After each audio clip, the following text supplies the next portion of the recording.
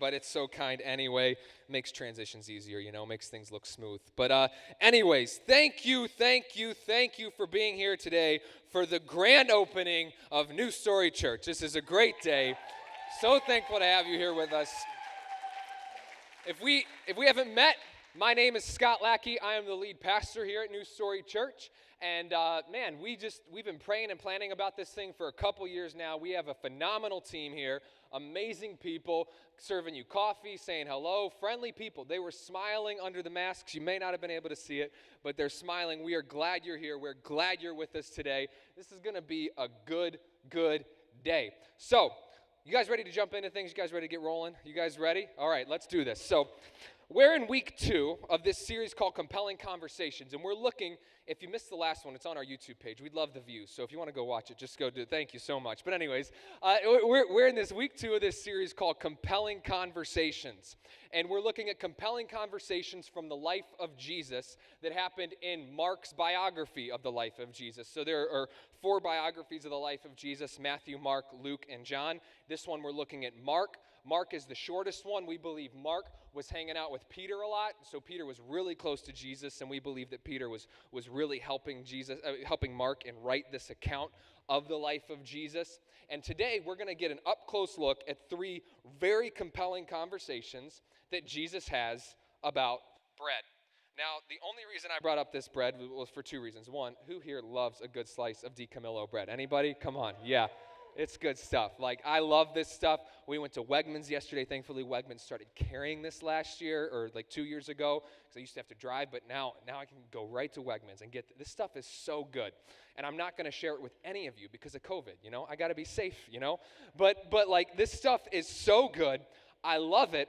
And Jesus is talking about bread in the conversations that we're looking at today, so I figured I would just bring this on stage so that maybe if you remember anything at all, you remember, hey, when I came to that church, that guy, that pastor, whatever he was, the guy who was speaking with the microphone, I don't know who gave it to him, but he talked about bread. That's what we're going to remember. We're going to remember that bread was discussed today. Everyone good with that? We're going to talk about bread because Jesus has a lot of conversations about bread, but in Mark 6, Jesus takes 5 loaves of bread and 2 fish, and he feeds 5,000 people.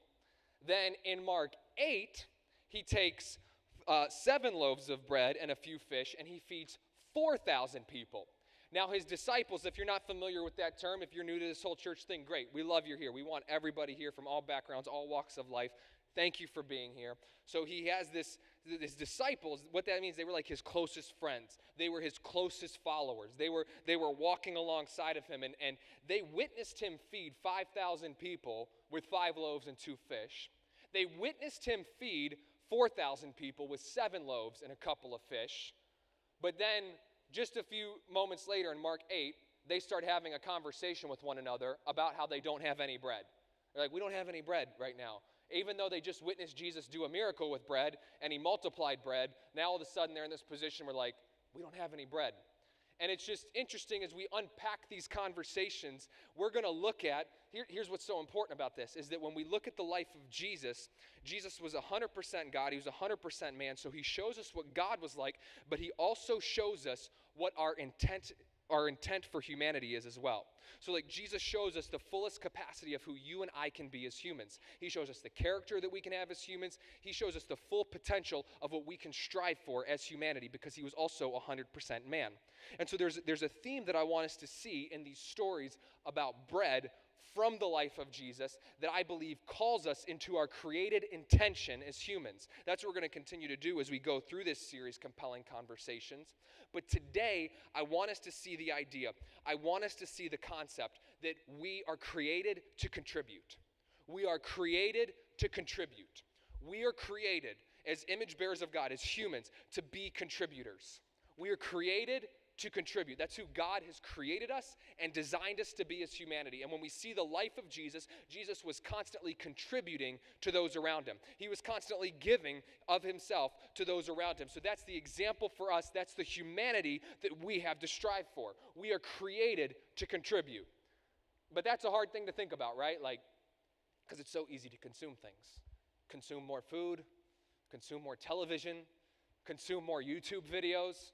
I mean, everyone here can admit they've been on the black hole of YouTube videos before of like, I'm going to watch this one video for 4 minutes so I can pass some time away, and then I'm going to, oh wait, that video, that guy, he talks about this too? He talks about this? I got to watch that video too. Oh my gosh, and then he has an opinion on it as well? Oh my gosh, I got, like come on, like the ESPN, I got Stephen A. Smith, but then all of a sudden Fox Sports, Skip Bayless, because it used to be way better with Skip and Stephen were discussing, but anyways, like Skip Bayless, I want to see what he has to say, I want to see what Colin Cowherd has to say, I want to see what does everyone have to say, and we get on this black hole, and before you know it, like 30 minutes is gone, an hour is gone, because we've consumed content. We love to consume. I was watching this documentary last night, unfortunately, because it was very boring. Some of you may love it, and if you do, I'm sorry, we just disagree. This documentary is called The Social Dilemma. Just not really feeling it, guys. It was on Netflix. The first 20 minutes, very compelling. I was like, wow, social media, man, this is some bad stuff. It was like 2 hours long of people complaining about social media and what it's doing to us. I get it, man. Social media is bad. I was waiting for the big reveal of the documentary. You know what I mean? Like the big reveal of Facebook has taken over the government, and they are now tracking literally everything you do. Like I was waiting for that. I was waiting for the big reveal, but it was just 2 hours of like, social media is bad for you. They anticipate. I know all of this stuff already. I know that I should not be scrolling Instagram for hours every single day, but I still do it anyway because it's addicting. I know I need to stop. I don't need a 2-hour documentary to tell me about it. You know what I mean? But maybe you disagree with me. But like the good thing about the documentary is it made a case for the amount of time we spend consuming content. We love to consume. But our created design, our created intention as humanity is to be contributors. When we walk in the way of Jesus, we walk in the way of contributing. We always have more to give. In the second conversation that Jesus has about bread, it's so funny. He says this. He's about to feed the 4,000 with 7 loaves. And in verse 5 he says, and he was asking them, how many loaves do you have? And his disciples, his followers said, 7. Like we only got 7 loaves of bread, and it was nowhere, I guarantee you, it was nowhere near as good as this DiCamillo bread. Nowhere near as good, because this is delicious, and I can't wait to eat it later. I have some friends here from Rochester. Maybe I'll give it to them, because Rochester just doesn't have as good a food as Buffalo. Let's be honest, but let's just be honest here right now. We got the best. I love you guys. Thank you for being here. But anyways, like this is so good. This DiCamillo bread is so good. If you're watching online and you're watching from somewhere else right now, you got to come to Buffalo at least for this. It's delicious. But anyways, so he says to them, how many loaves do you have? Jesus is not asking them, how many loaves do you have, because he's confused. Jesus isn't asking because he's like, I don't know how many loaves they have. He's asking them how many loaves they have because he wants them to see that when you take whatever you have and you place it in the hands of God, it's always more than enough to do what it is that God has called you and asked you to do. When you take the abilities you have, when you take the resources you have, when you take the possessions that he's given you, it may not always seem like enough. I only got a few loaves here, but when you place it in the hands of God, it's always more than enough. And as humanity, as we strive to be the humanity that God has designed us to be, as we strive to create a new story and write a new story and bring about the new creation that God has called us to bring about right here in the present age, right here, right now, we have to understand that we are created to contribute. We always have more to give.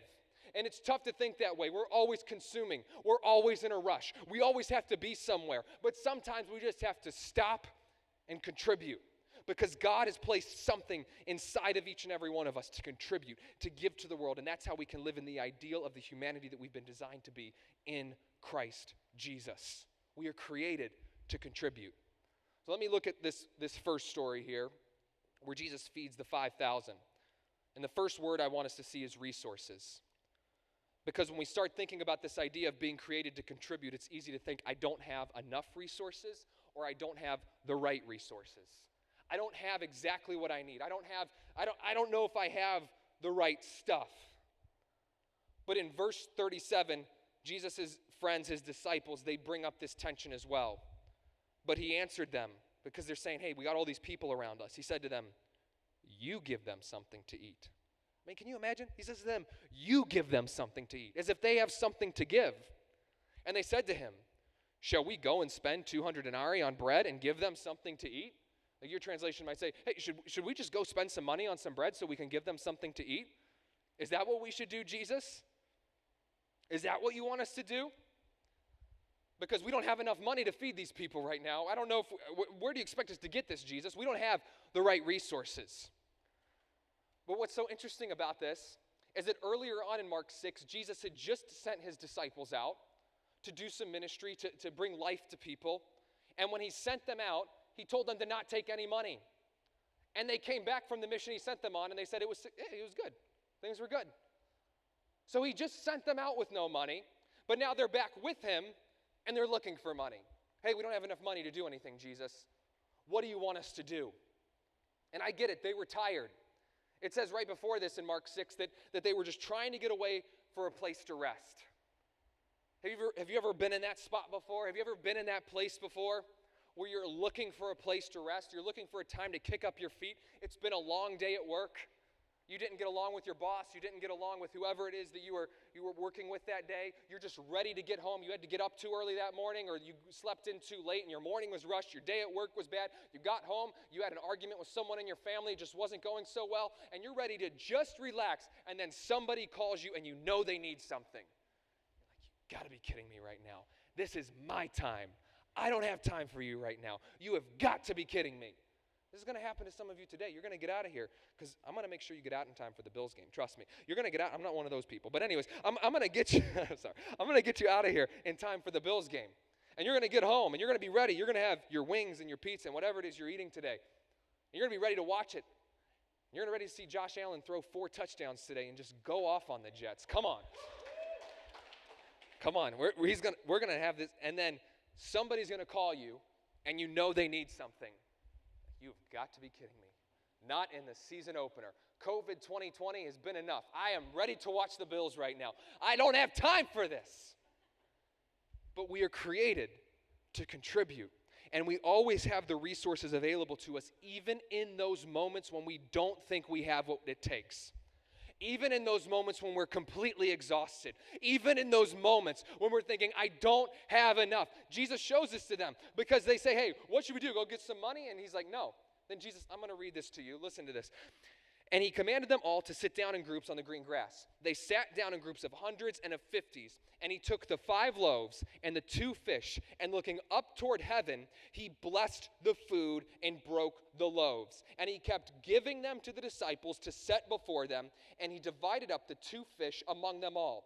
They all ate and were satisfied. And they picked up 12 full baskets of the broken pieces and also of the fish. So not only were people satisfied, there were leftovers, because Jesus wanted them to see, whenever you take what you have and you give thanks and you put it in the hands of God, it's always more than enough.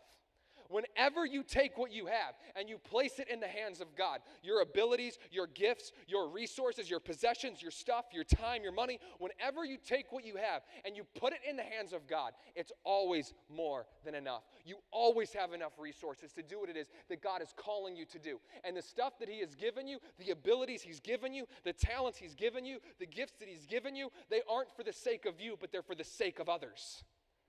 That's what this life looks like. We always have the resources available to us. The people were satisfied. Second conversation, I want us to look at this concept. Wandering in the wilderness. Wandering in the wilderness. Because Jesus is with his disciples. They're in front of the 4,000 people. These people are hungry, and Jesus has compassion for them again. Jesus' friends. Have you ever had that friend before who's really, really popular, and you know that they're popular and you're in a crowd with them and you just want some isolated time with them and people keep grabbing their attention? You're like, you've got to be kidding me right now. I'm just trying to talk. I'm trying to have a conversation. They feel like they keep getting pulled away from you like all the time. You're like, I just want to talk to you right now. I just want your the disciples had to feel like this sometimes. Like, Jesus, we want to hang out with you. We want to talk to you because you keep talking about how you're going to die one day, so we got to get some time in with you, man. And all these people, you keep having compassion for these people and we don't get any time with you. Jesus had compassion on these people.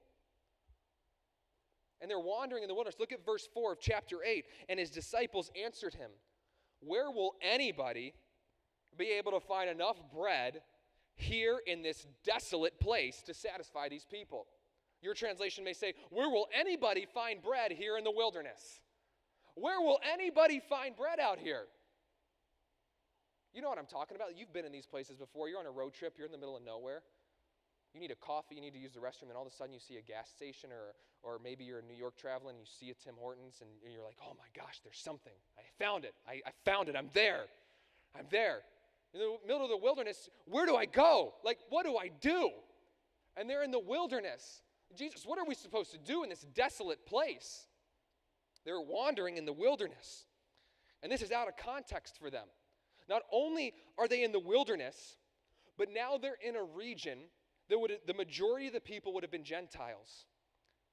And the Jewish people at that time, Jesus' followers are mostly used to like, oh, God interacts with the Jewish people, those are his chosen people. What are you doing in this place that is the majority of them Gentiles, and God's going to move here? This is out of context, God. This doesn't make any sense. Why Jesus, would we be here? We're in the wilderness, and we're amongst a group of people that we're not used to being around. This is out of context. Like recently, a number of months ago, this might be close to a year ago now, I was walking up Delaware Avenue with my wife, Kim, and I saw a friend of mine. He's actually right over there wearing a Josh Allen jersey. His name's Spencer. Spencer had on his hard hat, and he had on his sunglasses because he works for Verizon. He's the Verizon guy. He's got the hookup. And he's drilling in the ground, and I saw him. I said, Spencer, how's it going, man? Good to see you. And the first words out of his mouth were, how did you recognize me? Because you're Spencer, and you look like Spencer. And to this day, when I bring up, hey, Spencer, remember that time I saw you on Delaware Ave? He says to me, yeah, how did you recognize me? He always says it to me. He always says, how did you recognize me? Because you're Spencer, and you look like Spencer. I know I typically see you in your house, Spencer, but I know what you look like. I'm not a 5-year-old kid. When you take a 4 or 5-year-old out, and they see someone in the grocery store they normally see elsewhere, and they don't know how to say hello because they're like, you're not supposed to be here right now. You're not supposed to be you're not supposed to be in this place. When we see our nieces and nephews, Uncle Scott, you're not supposed to be here right now. You're supposed to be at this place. Like, why are you here right now? This is out of context. This is how Jesus' followers were feeling. This miracle, Jesus, you can't do anything with bread right now. We're in the wilderness. We're amongst the people we're not normally around. What is going on? This is out of context. We don't recognize this. This doesn't make sense. We cannot allow our context to take God out of his context. We can't allow the context of our limited perspective to take God out of the context of who he is. And he is a way maker in the wilderness. Even when we're in the place when we don't know a way out. Even when we're in the place where we don't know what's going to happen next. Even when we're in a place that we don't know what's going to happen. 2020, it's uncertain. It's up, it's down. I thought it was flat in the curve. Then we didn't flatten, then we did this, and it's COVID, then it's this, and it's that, and it's back, and it's forth. In 2020, I don't even know how 2020 is going to end. It's uncertain. It's unpredictable. But guess what? It might feel like a wilderness that I don't know where to go, but our God is a way maker in the wilderness. That's what he does. That's who he is. He's a way maker in the wilderness, and that's exactly what Jesus does here. He makes a way where nobody else could possibly make a way. He takes 7 loaves and a few fish, he gives it to God and blesses it, and then bam, people are fed and they're satisfied and there are leftovers. Because our God is a way maker in the wilderness. So if you're ever in that place where you're wondering, how am I going to get out of this? What could I possibly do? Where could I go? God is a way maker in the wilderness. When we take what we have, our situation, along with our abilities and capabilities, and we put it in the hands of Jesus, there will always be more than enough to give because we are created to contribute. I'm not going to give you a laundry list of, you could try this, you could try this, you could try that, you could try this, you could try that, because sometimes people do that and then you're like, well, I don't know if I could do one of those things. This is a conversation that has to happen between you and God. This is a conversation that has to happen between me and God of how have I been created to contribute? God, where have you placed me? God, who can I start serving? God, who can I go out of my way for? God, who can I lay down my time for? God, how can I stop seeing past my own immediate needs all the time and start seeing what it is that you have placed in front of me? Who can I start serving? What can I start going after? God, this is a conversation that has to happen between you and him. And we have to push against the grain, to push against the tendency to just want to consume. But instead say, how can I step out of my way and contribute? This is why New Story Church is here. This is why we exist, to write a new story in this city, to write a new story in this community, so that we can be a group of people who come together, who lay down our preferences for the sake of others, so that others can find hope, so that others can find life, so that others can step into the new creation that God has called us to create right here, right now, with the resources that he has given us, and making a way in the wilderness. We are created to contribute. Which brings us to our third point, our POV, our point of view, our perspective. This is beyond important. This is the most important thing. What is your perspective on the things that you have? What is your perspective on where God has placed you? Because many of us are in this wilderness season, and you're wandering where to go. And there are two options in the wilderness season. Trust God, let him lead you and move forward, or get out and go somewhere else. Maybe he's calling you to move on. There's those two options. Either go out or move forward. And our point of view must be that he is there to lead us forward. He goes before us. This is how good our God is, and our point of view is just so important. And what's so funny is Jesus' disciples had witnessed him feed 5,000 people with some bread and some fish, and 4,000 people with some bread and some fish. And then just moments later, look at the conversation that they have in Mark chapter 8, verse 16. They began to discuss with one another the fact that they had no bread. They just saw him multiply bread for thousands of people. And now they're discussing the fact that they have no bread. This is what it's come to. And Jesus, aware of this, said to them, "Why do you discuss the fact that you have no bread? Do you not see or understand? Do you have a hardened heart? Having eyes, do you not see? And having ears, do you not hear? And do you not remember? Do you not remember when I broke the 5 loaves for the 5,000? How many baskets full of broken pieces you picked up?" They said to him, 12. "When I broke the 7 for the 4,000, how many large baskets full of broken pieces did you pick up?" And they said to him, 7. And he was saying to them, "Do you not yet understand?" He said, thousands of people, 2 times, and both times we had more than enough bread left over, but now you guys are sitting and discussing about how we don't have enough bread.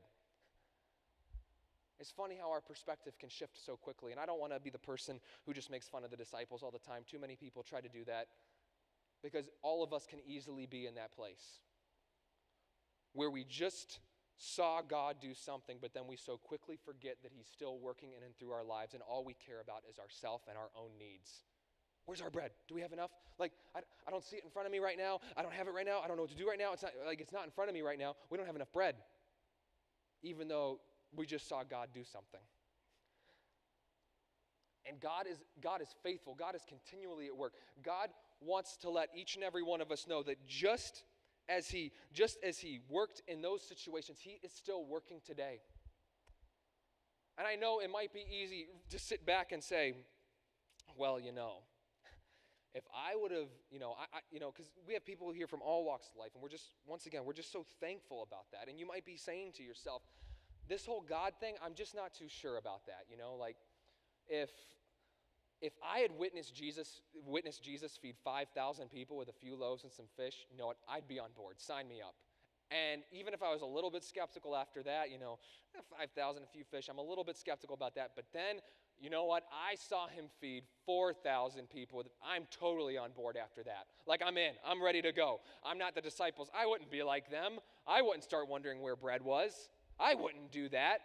It's easy to assume that we wouldn't be those people. And it's easy to think, if I would have saw that, if I would have saw something like that, then of course I'd be in on this whole God thing, right? Of course I'd be in on following Jesus if I would have witnessed that with my own eyes. I don't think any of you lived that long ago, so I don't think any of you, it was like 2,000 years ago, so I don't think anyone here witnessed that, but if you did, congrats, I guess. It's kind of weird. But anyways, like, nobody saw, but Jesus did this. And what I want to bring up today is, while you may have never witnessed Jesus feed 5,000 or 4,000 with limited resources, I am convinced that you have seen the hand of God at work in your life. I am convinced of it. Just think about this. Think about all of the good things that have happened to you in your life. Just for a second. It might be hard to think positively, specifically with maybe the situation in your life, but think of the good things that have happened to you. Maybe you were a parent and you just recently had a child and the joy of having that child. Maybe you have an amazing friendship that you said, this is good, this is amazing, I love this. Maybe you recently had an opportunity at work that you didn't expect in times like this and it was good, and you start to think of all of the good things in life that have happened to you. And when you start to think of the good that has happened to you, maybe it would be fair to say that God is good, and the good that has happened to you is the result of a good God letting you know that He is here, and letting you know that He is calling you forward, and letting you know that He's saying, hey, I am here. Step into a relationship with me because I am good and I love you, and those good things that have happened to you are me looking out for you. Because God is not distant. He's not unconcerned. He's very concerned about each and every one of us. Or maybe not even just the good things that happen to you. Maybe you can think of the good things that you're capable of. I have one friend who's amazing. He's one of my closest friends. He's not into the Jesus thing as much as I am, but that's okay. We still have great conversations about it. And he desires to work for the good. Like he wants to serve people. He wants to help people. He's constantly giving up his time for others. He's all about working towards the good. And I just firmly believe that if you have felt that in your life, to work for the good of others, to lay down your time, to lay down your resources for the sake of others, that is the fingerprint of God on your life saying, you bear my image. And how could we possibly work for peace if we have never fully known peace? It's because we bear the image of a God who is peace. And the fact that we work for the good of others, even in times when it's not easy, I believe is the image of God laid upon each and every one of our lives. The desire of the good things that happen to us, and the desire for the good that we work for at times, even when it's difficult, I believe is the fingerprint of God on our lives. But on the other end as well, there's pain that has happened to each and every one of us. The pain and suffering of life is all too real. Let's be honest about that. It's all too real.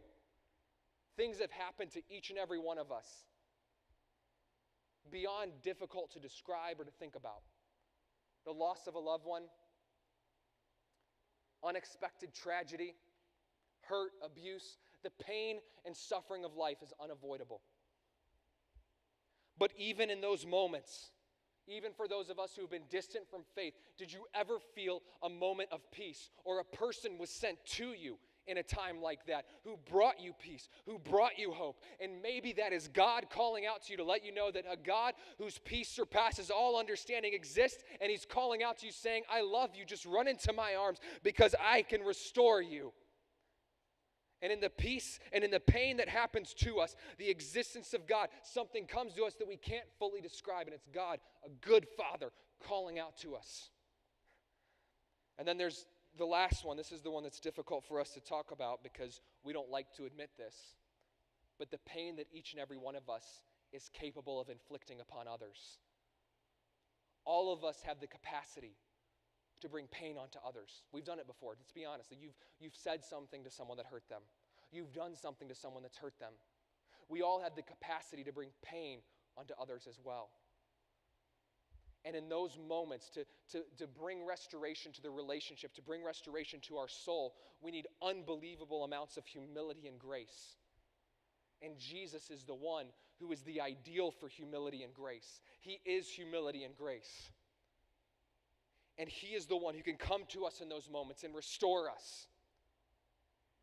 Who maybe a full view of humanity is to see that the good things that happen to us is a good God looking out for us. The good things that we're capable of is His image upon us. The pain that happens to us is the times when we need Him, and He comes to us and He brings us peace, and so we call on His name. And the pain that we can inflict on others demonstrates our need for Him as well to restore us.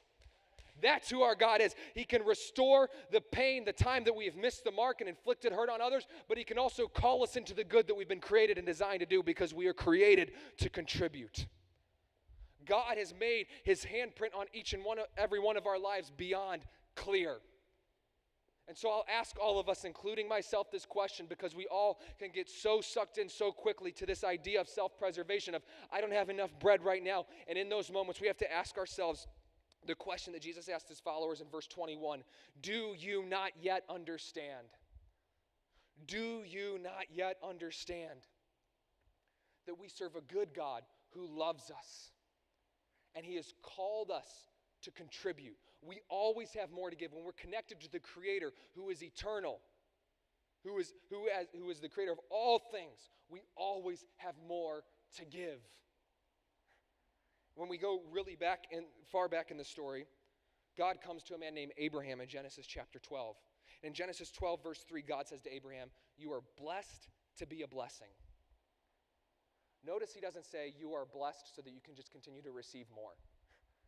He doesn't say you are blessed just so you can feel good about yourself. And sometimes we've convoluted that idea. I just want to be blessed. I just want to get all these blessings from God so that I can have all these nice things. But when we experience a blessing, it's to be a blessing to others. When Jesus took the bread and blessed it, it wasn't just so him and his disciples could eat it. It was so they could take care of others as well. The life of following Jesus, the life of living in the humanity that Christ has designed us for, is to constantly put others before ourselves and say, how can I contribute? Blessed to be a blessing. Not blessed for the sake of me, but blessed for the sake of others. I'm not anti-fun either. I'm not anti-treat yourself. You know what I mean? Like, I like Parks and Rec. Like, it's a good thing. But like, the things that we've been given, the time, the possessions, the talents, we are created to contribute. Jesus died on a cross. He came back from the grave 3 days later so that you and I could experience full and abundant life. And we could step into new creation and write the story, the new story of creation that he's called us to. We are created to contribute. I'm going to invite the band forward in this time to lead us in one last song. But as they're doing that, I just want us all to continue to think about this. Where has God placed you? And as Jesus invites you personally, Jesus invites you into a compelling conversation. And he's asking you, where can you contribute where you've been placed? How can we stop thinking about all the time, oh, I don't have enough bread. But no, I have more than enough because I'm connected to the Creator. When we're connected to the Creator, we are created to create. And so he has given us this time, this ability, this capacity. He's given us the resources. He's a way maker in the wilderness. And our point of view is this. When I'm connected to God, when I'm connected to Jesus, I always have more to give. We are created to contribute. If you would please bow your heads and join me in prayer. If you're here and this whole thing is like new to you, you've never really prayed before, that's okay. Just spend this time, and I'd encourage you to ask God, God, if you're there, speak to me. He will, by the power of his Spirit, make his presence known to you. Jesus, I thank you that you've given us moments like this to understand the created intention that you've given us to contribute and not to just consume. I pray that we would seek you above all else, and that we would learn where can we contribute where you've placed us. If anybody's here today and you've never made a decision to follow Jesus, you don't have to say anything out loud. Say it in your heart. Say, Jesus, I give you my life. Jesus, I give you my life. Just to turn from your old ways and turn to the new life that Christ has for you. Perspective shift, point of view shift.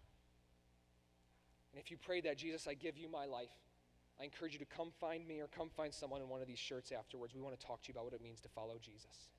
Jesus, thank you so much for all that you've given us.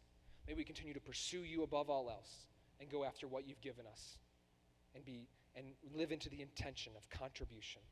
In your name I pray. Amen.